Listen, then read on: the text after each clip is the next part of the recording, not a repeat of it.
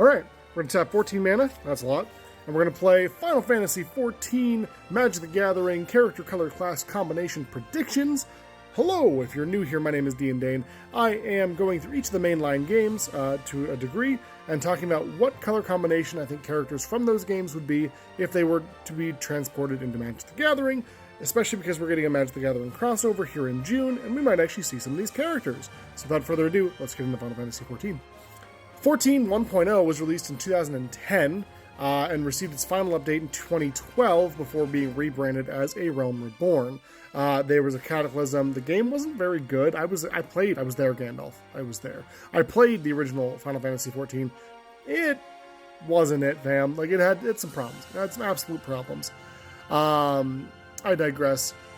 We know that the set Final Fantasy and Magic the Gathering is going to have the Scions, it's probably going to have the Ascians, and it's probably going to have the Warriors of Light and Darkness as well, I would assume. Especially based off Y'shtola being the face commander for the Final Fantasy XIV deck. So I'm not going to be talking about any of those characters. They might be in there, maybe not. I don't know. Not interested in that. What I'm interested in, though, is talking about the leaders of the Grand Companies. There are 5 of them. 4, kind of, but 5 for sure. Despite having played this game, I'm going to get these names wrong. So, roast me in the comments. Alright, so we got these guys here. Most of them, kind of. There's a couple missing. Don't worry about it. We'll talk about that later. Connie Senna is the Elder Seed Seer and the leader of Gridania, kind of the nature-based place. Her main thing is peace between the elementals and the people that she leads, right? Her people that she's in charge of. Her job class is listed as White Mage, and we see her healing throughout a lot of the game that she's present in. So, because of her connection to the land and her powerful healing abilities that we see due to her job being a White Mage, I really think that honestly lands her in green-white for me. The aspects of nature plus the aspects of healing, green-white is a slam dunk. I'm going to get this wrong. Merwib Berfiswin? I always get her name wrong. I'm a Limlam guy, too. That's what's terrible about this. I love this lady, but in my brain, every time I see her name, which I'll put here, it's just... And I'm so sorry. I'm so sorry. I don't know how to pronounce this. She's the pirate leader of Limsa Lominsa. Wow, now I'm screwed up all over the place. Shout out to Limlam. I love that place. It's where I spend most of my time in the game. She imposes strict regulations on piracy, despite being a former pirate herself, which I think is really interesting. Her job is listed as Musketeer, which was a game class that didn't make it into the game. So she's one of the only ones that we know, though there is a Musketeers Guild in Limlam. Closest to Machinist, if you've played 14. She's pretty strong contender, I think, for red-blue, because pirate's gonna pirate. I could also see red-black. She may also be red-black-blue, right? Especially in Magic the Gathering, pirates are known for being those colors. Red-blue, I think, is probably a little bit better, to be honest, but red-black I could see. This came about because of her past pirating, and combined with her desire to lead a strong company, it just kind of makes sense.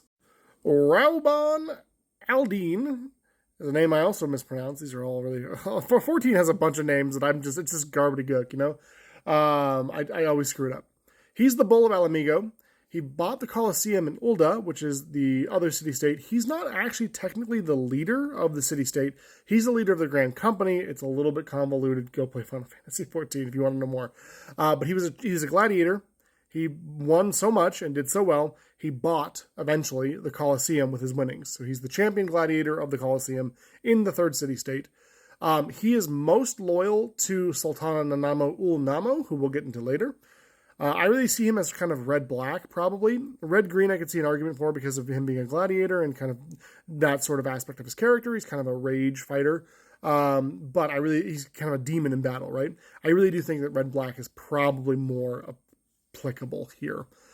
He could also have partnered with Nanamo, which I think would be cool. Nanamo Ul Namo is the Sultana of Ul'dah. This one may be a little bit of a divisive choice because she's actually not a combat character. She doesn't have a class. She's not really seen in combat. She doesn't really do things in combat, but she is the leader and I wanted to include her. She kind of has Raubon to be her combat aspect, but I still think she should have a card, so I'm including her. She's the leader of Ul'dah. I'm thinking mono white, maybe red white. I could see like red white green, red white black to include Ruban in her deck, hypothetically. Or if she's got partner with him, then obviously that's a non-issue. I can also see 5 colors because she does have a way of kind of bringing people together weirdly throughout the story. I don't know what she would do as a card. Maybe like I don't even. I think she should be like a 0-6 or 0-4, no attack, just defense. Just to kind of showcase that she's not an attack person. Just my thought. And last but not least, the newest person on this list, we've got Aymeric de Borel. Came out in the Heavens Ward expansion, so the newest leader that we've met, at least in terms of people who are overseeing grand companies and or city-states. He's sort of the leader from Ishgard and is known as a paladin job class. So very defensive, very shield up, sword up, kind of that Holy Knight sort of aesthetic. For that, I think blue-white would fit him really well, especially as he's a paladin. He reminds me a bit of Sidar Jabari, though I would prefer him not to have eminence. I think that's a bit strong. But yeah, it's kind of my thought for this here paladin-looking guy. And those are all the leaders that I think should get the Magic the Gathering treatment here in June. Do you disagree? Did I forget somebody? Obviously, there are a lot of other continents, other leaders that hypothetically could be also included. But let me know what you thought about this and what you thought about the choices. We'll see you tomorrow for Final Fantasy 15.